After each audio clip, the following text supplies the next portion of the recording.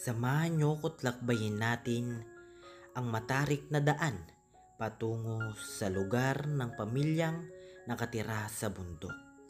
Habang papalayo kami sa aming pinaroroonan, pataas ng pataas naman ang aming nilalakbay. Pero kahit gaano mang katarik ang aming dinadaanan, hindi pa rin kami huminto sa paglalakad para maabot lang namin ang aming pakay. Hanggang sa tumawid pa kami ng ilog, mapuntahan lang ang pamilyang nakatira sa bundok. Habang papalapit kami sa isang bahay, tinuro ng aking kasama na sa baba daw nun ay doon na nakatira si Ate Christine. Hanggang sa narating natin ang bahay ni Ate Christine, kasama ang kanyang mga anak. At dito nakita ko sa kanyang muka ang saya nung nakita kaming dumating. Pero ang kasayahan pala nun ay may kapalit na kalungkutan dahil sa kanilang pinagdadaanan. Kaya sabay-sabay nating alamin ang kwento ng pamilyang nakatira sa bundok. Sana ay marami ka pang matulungan, Kuya Kens. Kami saludo sa iyo. Kahit na ano pa mang pagsubukang dumating, kami ay naniniwala sa kakayahan mo.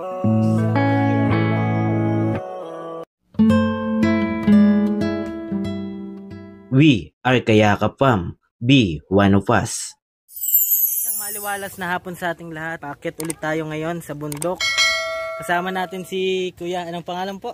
Domingo Apana po. Yan, isang tanod po dito. Nagpasama po tayo para puntahan po ang isang mag-anak doon sa taas ng bundok.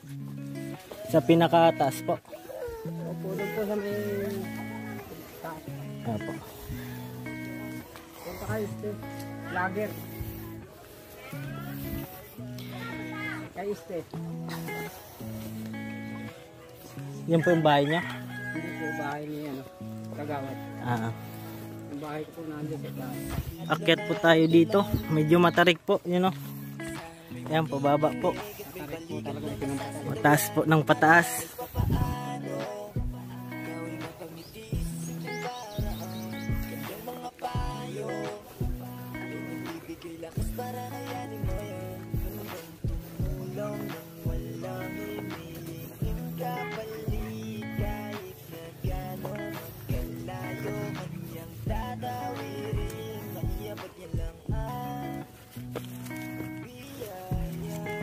Pataas ng pataas po tayo.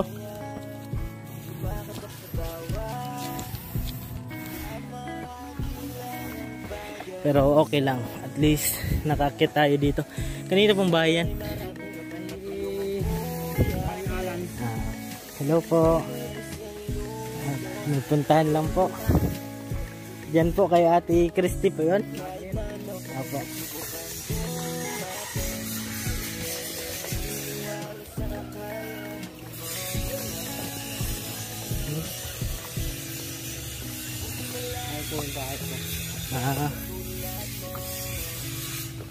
Maganda-ganda pa.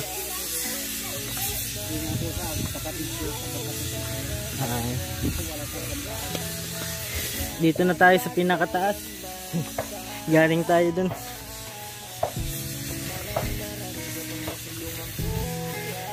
Taas ng patas pala to, no? Tay.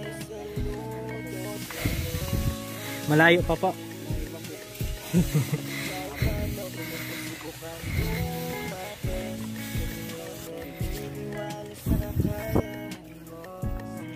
Tarik pala dito.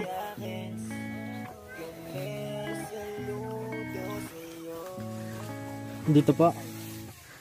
Ayan o, patas naman. Okay ka lang, Tay? Ayan, salamat po ha. Ayan. Isang magiting na tanod. Dinamahan tayo dito.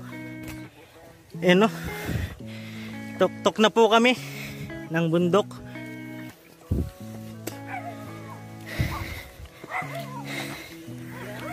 Ayan. Andun pa po. Ayan. Sobrang taas po mga daanan. Hello po.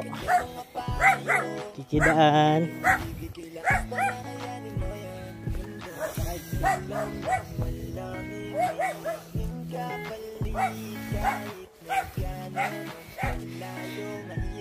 Tok-tok tayo ng bundok.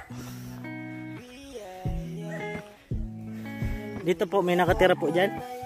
Wala po. Ah. Nasa hanap po ang nakatira dyan. Dito po tayo. Ay po, nakatay. Yan po. Oh. Tok-tok na po tayo ng bundok. Yung mga napupunta sa ating mga dulo talaga, yung mga lakarin. At papasalamat syempre sa Panginoon at lagi tayong safe sa mga lakad natin. Yan. Tayo. Pero hindi tayo napapagod po.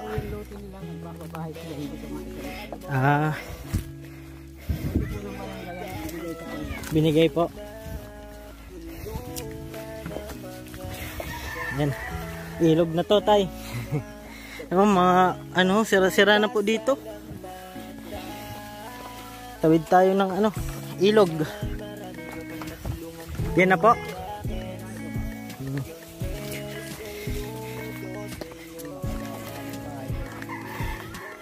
Yan po. Grabe yung inakyat natin. Napupuntahan natin yung mga kababayan natin po. Ngayon po. Sino pong tao dyan?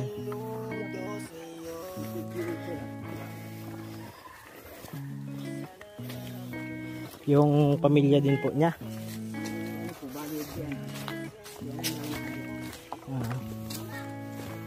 Ito po.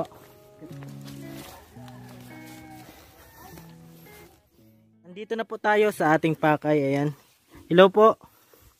Ano po pangalan, Nay?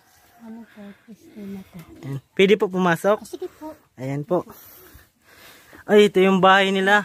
Nanay. Oh, pabaksak na po yun. Ito ano po to? Ito po, itsura po yun. Wala po. Alam po, oh. Dito po kayo natutulog? Opo, sila na nga po. Yung sitwasyon nila, nanay. Alam po po ako namin.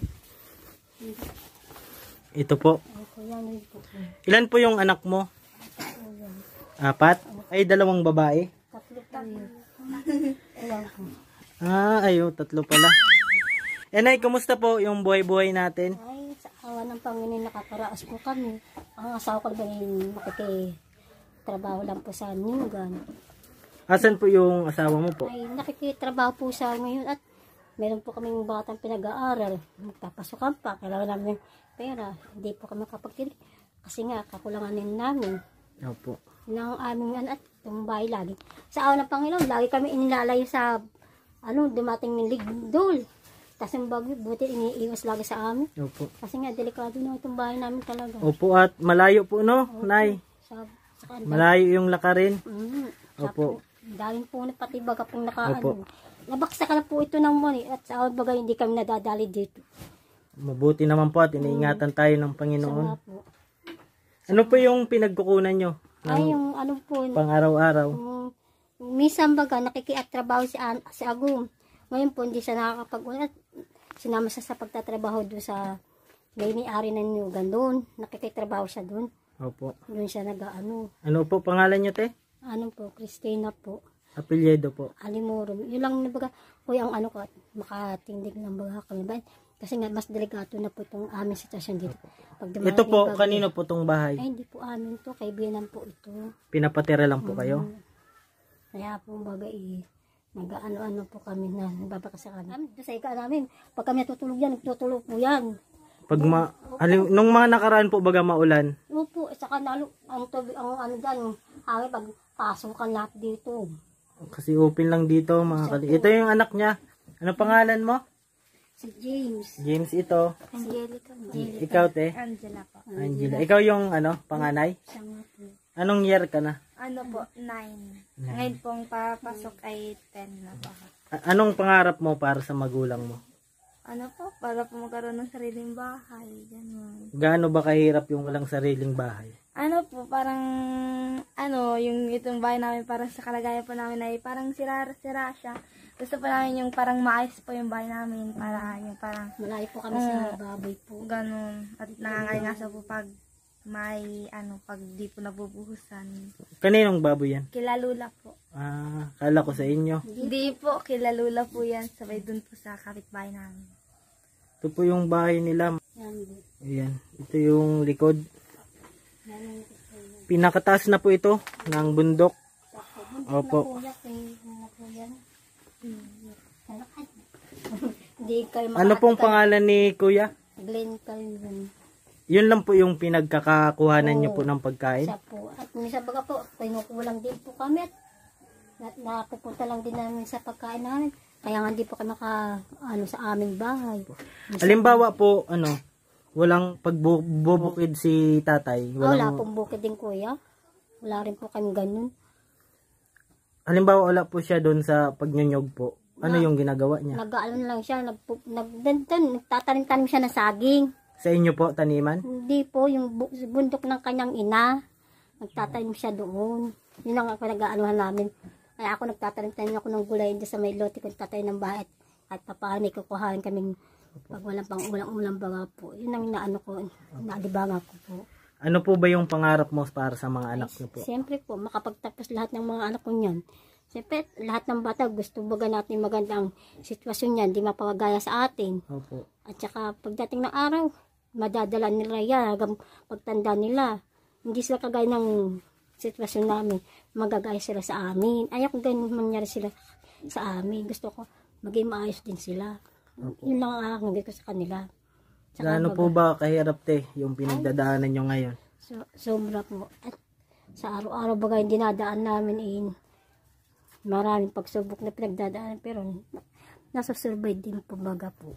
Mga katulad po ng na pagsubok. Araw-araw pangakailangan ng mga anak, pag wala kang bigas, mangunguta ka siyempre sa tindahan. Pag kulang siyempre, pagka kulang yung ng asawa mo, natural mangunguta ka pa sa tindahan. Opo. Ay, siyempre, yung kita ng asawa mo, doon lamang pupunta. Wala ka lang baga pwedeng pagkuhanan. Kasi yung purpose ko po, kaya ko po kayo inakyat dito sa bundok kasi gusto ko po ma-share nyo yung sitwasyon nyo. Mga kahilingan nyo po para kung may makakita po nitong vlog na to ay matulungan po kayo sa mga gusto po nyo. Kahit lang bye-bye, kuya, may yan lang po doon sa lote ko po. Talagang gusto ko na pa, may tindig lang. Ito talaga po pinagdadasal ko. May tindig lang itong bahay ko. At dumating nga po ang araw na ito na sa kakahiling ko sa Panginoon Diyos. Dumating na po ito talaga. Malay po natin, di ba? Kaya gusto ko rin po i-share yung kwento nyo para kung may makapanood po ay matupad po yung kahilingan nyo. At sana nga po, mangyari na nga po. Mga ilang taon na po kayo dito nakatira? Matagal-tagal na rin po. Ilang taon na po yung ko po niyan dito. So, hindi po sa kanila ito. Kanino po ito? Kaibigan ko po ito. Hindi naman po kayo pinapaalis dito. Hindi naman po. At saka, hindi po to totally may kasulatan po ito. Hindi po ito sa kanila totally. Opo. Ito ay lang po. Ito sa may-ari pa po nito. Gusto na nga itong yata po. May pagkakataon po ba na naiyak na lang kayo sa kahirapan nyo po? At minsan, pag wala kang may sa mga anak ko, ay Diyos ko po, hindi ko malaman anong gagawin ko bagay sa mga kukuha.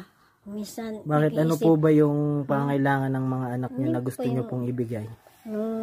Sa mga gamit na sa eskwela, minsan di ko maanuhan. Tulad ng uniform nila, minsan sa bag. Opo. Tapos yung mga kung anong inaano namin sa mga school na yan. Pero sa ano ba ng lagi ko natawag, hindi ako pinababayaan. Grabe. Lagi baga tayo nasa itas, bagay lagi nananalig tayo. Opo. Pag malapit tayo sa Panginoon, hindi tayo pinababayaan. Opo. Yun lang lagi kung pinag-aanong baga po. Bakit parang naluluha ka po, Nay? Kasi po, sa awa po ng ngayon ko lang pong minakaano po sa amin. Opo. Ay, kumbaga. Malay nyo po, Nay. Ako yung maging daan para matupad yung pangarap nyo. Kaya nga po, kuya. Yan. Okay lang po yan at kami naman po talaga ay open po sa mga panawagan nyo para masamahan din po kayo sa mga pinagdadaanan nyo. Pasensya na po. Opo, okay lang po yan. Kasi yung purpose ko po, kaya ko po kayo pinuntahan kahit na matarik po yung daan, para po ma-share natin sa mga nanonood yung sitwasyon nyo po na kinakaharap. Kasi sa hirap syempre ng buhay, Opo. mas uunahin natin yung pagkain kaysa sa... Totoo po yun. Kasi po, sa araw-araw, ito mo pa Opo. Anong ulam nyo, te? Santol po, nangunga po kami santol. Ayan, santol. Pwede po matingnan. Nangunga santol, Santol, ayan. santol. Ito yung kanin nila. Oo, naubos na nga po ng mga bata. Ay, kumain na po kayo? Oo, nagpunta kami bundok at nagkuha kami po ng gatong doon. Opo. Nangunga kami ng gatong at nagtrabaho ang asawa ko ay. Grabe mga kalingap yung sitwasyon nila nanay dito at naiyak po siya dahil po sa kanilang napagdaanan sa buhay.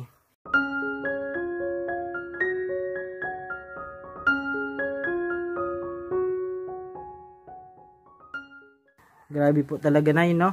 Yung napagdaanan din yung mga pagsubok. Sa malit pa yung mga ano ko, ko po, grabe po talaga po.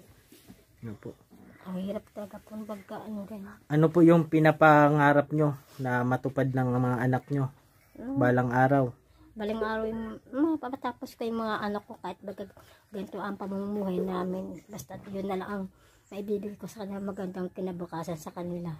May babahagi sa kanila. Kahit naman kamala kaming ari-arian, yun lang ang pag-aaral na makatapos sila na pag-aaral. Dahil dating araw, makakuha rin sila ng trabahong maayos. Kasi ako, katulad ko, nag-high school ko, hindi ako natatanggap kasi nga, malit akong tao. Dito lang. Bakit po ba? May discrimination po sa iyo dati?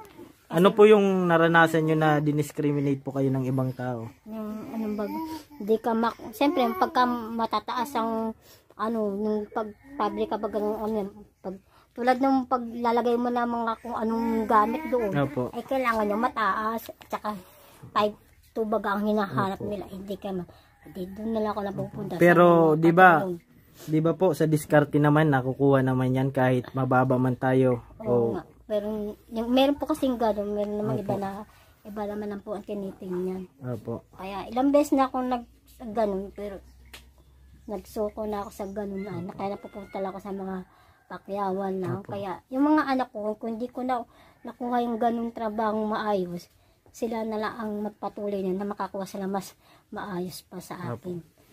May mga pagkakataon po ba na naranasan nyo na hindi kumain sa isang araw? Ay, opo ko na. Naranasan po na. Yung wala po dito sa agong po. Siyempre po, wala kami yun. Ay, di ko makalimutan yung nangyari sa amin. Inang po, dalaw pa lang po ang anak ko yun. Ay, siyempre, kahit bagay, di ka pwede mangutang, wala naman po ko pambayad. Kaya, ang ginagawa namin, is na lang po. Natutulog po kayo, hindi kumakain? Ay, minsan naghahal kami ng saging namin, yung sasaging na ng kapitbahay namin. Pagka tinawin, niikit lang namin. Yun ang aanin namin mag-ina. Dahil sa hirap ng buhay, no, Nay, nakakagawa tayo ng alam natin na mali. Pero ginagawa natin para sa mga anak. Ganun po, para lang tayo makarasa. Kasi yung magulang po, kahit gaano kahirap yung gagawin, ginagawa nila para lang sa kinabukasan ng anak nila. Opo. Hindi po natin yung kung anong sabihin ng ibang tao, basta na na ating sikmura, magkaroon na naman.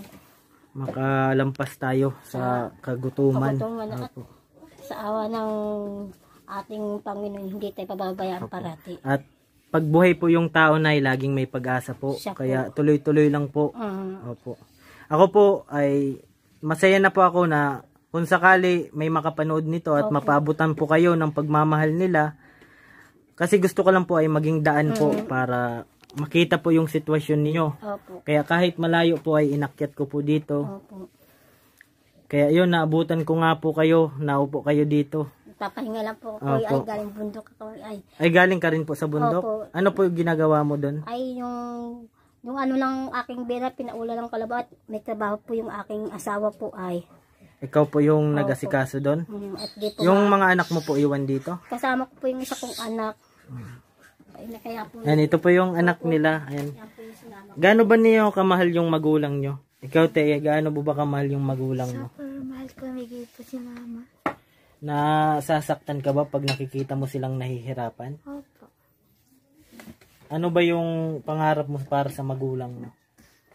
maging masaya po sila araw-araw. Kasi kahit mahirap, no, basta nakikita natin na masaya yung magulang natin, masaya na rin tayo. Opo.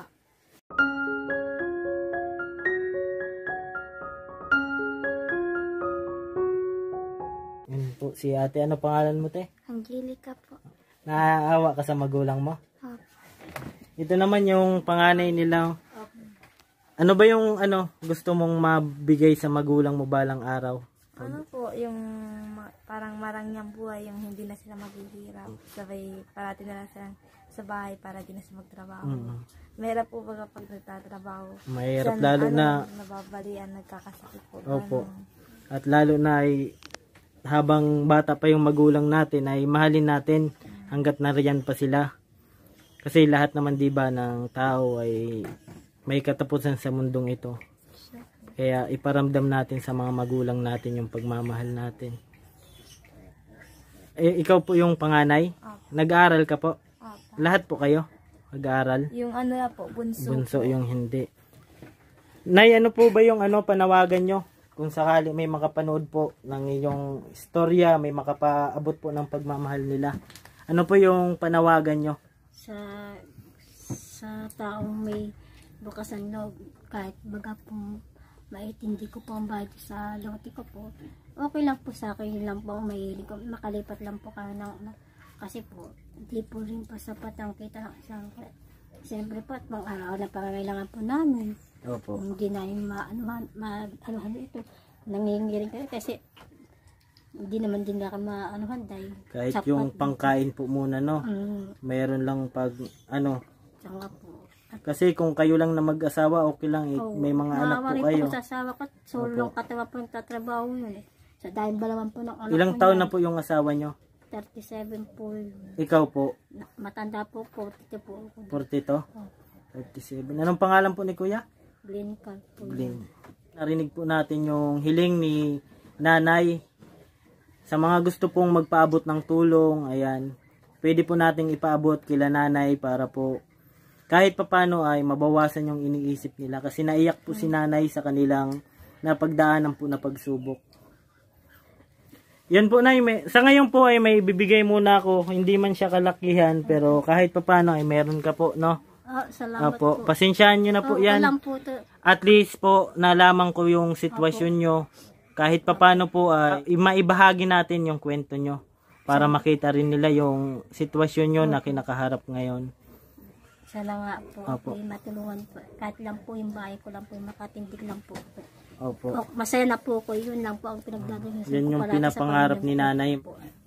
Di naman po pwede yung isa magulakat. Hirap din po ang buhay nila po doon. Paano po kung maulan, madulas po pababa doon? Sampo. Papunta sa inyo kasi pataas ng pataas po, di ba? Dito po. Opo. Hindi naman po yung madulas po. Doon lang po sa pathway lang po ang madulas. Madulas, no? Opo. Opo. Kasi delikado rin po kasi kuya diyan sa may sapa pag po pangit Opo. ang panahon, lumalaki po ang tubig diyan. Ay, dun sa may dinaanan namin? Lumalaki Yung po ang inaano ko po, malilit yung mga anak ko. Opo. Siyempre, di ko rin po may sila maanuhan. Halimbawa, pumasok po sila ng paaralan, malayo po? Malayo, doon po sa Nilalakad po nila? Mhm. Grabe, no? Mga kalingap yung Kaya sakripisyo. po, minsan po naahon sila dito, tanghaling tapat. Tirik, tuwing po dito. Talagang kita po sa mga anak nyo yung ano nila, sakripisyo sa pag-aaral para po matulungan Kaya din kayo. yun ang binibigay ko lang sa kanila, ang magtapos sila ng pag-aaral at dating araw at napapakinabangan nila yung kanilang pinag-aralan nila. Opo. Sige po, Nay, maraming salamat po sa pagbahagi ng kwento nyo po. Pag may nagpaabot po ng pagmamahal nila sa inyo ay babalik po ako dito Opo. para po ibigay po sa inyo. Anong lugar po to? Dangkalan po to, Camarines Norte po. Dangkalan? Opo. Sige po, te. Maraming salamat po. Salamat po. Salamat po sa pagtulong po tutulong po sa amin. Laking pasalamat ko po talaga po.